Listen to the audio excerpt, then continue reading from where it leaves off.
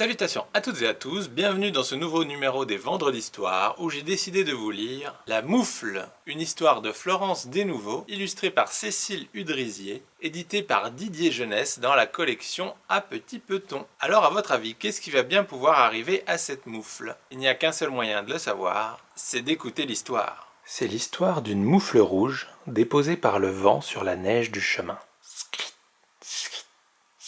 Souris vient à passer par là. Elle voit la moufle. « Quelle aubaine! Une maison de laine! Y a quelqu'un ?» Personne ne répond. « S'il y a personne, c'est pour ma pomme. » Souris se faufile et se camoufle dans la moufle. « Quelle douceur !» Souris est ravie. Chcric, chcric, chcric. Mais qu'est-ce que c'est? Souris entend des bruits de pas et une voix. « Quelle aubaine! Une maison de laine! Y a quelqu'un? »« Oui. Y a moi, Souris, répond Souris du fond de la moufle. Et toi, qui es-tu? Je suis Lièvre. J'ai froid. Je peux entrer? Oui, répond Souris. Lièvre se faufile et se camoufle dans la moufle, tout contre Souris. Ah, quel bonheur! Soupire-t-il en chœur. Maintenant, ils sont deux dans la moufle, Lièvre et Souris. Ch'cri, ch'cri, ch'cri. Encore? Lièvre et Souris entendent des bruits de pas. Et encore une voix. « Quelle aubaine! Une maison de laine! Y a quelqu'un? »« Oui, oui, y a nous, Lièvre et Souris! Et toi, qui es-tu? »« Je suis Renard, je peux entrer, j'ai si froid. »« Mais viens donc, répond Souris. Renard se faufile et se camoufle dans la moufle, tout contre Lièvre et Souris. Ah, quelle chaleur! Soupire-t-il en chœur. Maintenant, ils sont trois dans la moufle. Renard, Lièvre et Souris. Ch'cr, ch'cr, ch'cr. Cette fois, Renard, Lièvre et Souris entendent de gros bruits de pas et une grosse voix. Quelle aubaine! Une maison de laine! Y a quelqu'un? Oui, oui, y a nous, Renard, Lièvre et Souris. Et toi, qui es-tu? Je suis sanglier, je suis gelé, je peux entrer? Bon, d'accord, il reste un tout petit peu de place, répond Souris. Sanglier se faufile et se camoufle dans la moufle, tout contre Renard, Lièvre et Souris.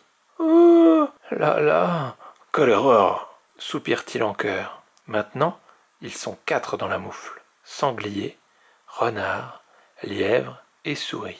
Ch'cr, ch'cr, ch'cr.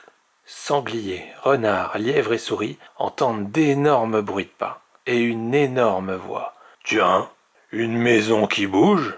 Y a quelqu'un? »« Oui, oui, y a nous, Sanglier, Renard, Lièvre et Souris. »« Et toi, qui es-tu? »« Je suis Ours Potelé. Je peux entrer? »« Y a plus de place, répond Souris. »« Ah bon? Je peux voir? » Ours Potelé passe sa tête dans la moufle. Ours Potelé passe une patte dans la moufle. Crrr. Ours Potelé passe une deuxième patte dans la moufle. Crrr. Ours Potelé pousse son ventre rebondi dans la moufle. Crrr. Ours Potelé pousse tout son corps dans la moufle. Crrr. Mais quand il veut faire entrer le bout de sa queue, crrr, la moufle craque. Sanglier, Renard, Lièvre et Souris tournent boule dans la neige.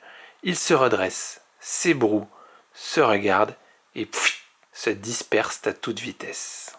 Quant à Ours Potelé, il reste assis tout hébété sur la moufle éclatée. Mais, qu'est-ce qui s'est passé? C'est comme si, c'est comme ça, le conte finit là. La randonnée, conte énumératif où des animaux de plus en plus gros se serrent dans un même abri, crâne de cheval, cruche, moufle, etc., qui finit par éclater est un conte de tradition orale russe dont il existe de nombreuses versions, y compris sous la forme d'un jeu de doigts. Fin. Alors ça vous a plu? Je pense qu'il y a des chances pour que vous ayez déjà entendu cette histoire parce qu'elle est assez connue. En effet, c'est l'adaptation d'un conte russe, donc qui prend des formes différentes, mais il est vrai que par chez nous, on connaît surtout cette version-là, avec ces animaux de plus en plus gros qui essayent de rentrer dans la moufle. En tout cas, c'est déjà beau d'avoir réussi à faire rentrer une souris, un lièvre, un renard et un sanglier dans une moufle sans qu'elle ne se déchire. Donc forcément, l'ours, avec tout ce petit monde dedans, n'avait aucune chance de pouvoir y rentrer sans la faire craquer. Et c'est bien évidemment ce qui est arrivé. En tout cas voilà, sur ces bonnes paroles, il ne me reste plus qu'à vous souhaiter une excellente journée, un excellent week-end, d'excellentes vacances si elles commencent pour vous. Profitez-en bien pour vous reposer et vous détendre. Et je vous dis à la semaine prochaine pour une nouvelle Vendredi Histoire. Salut!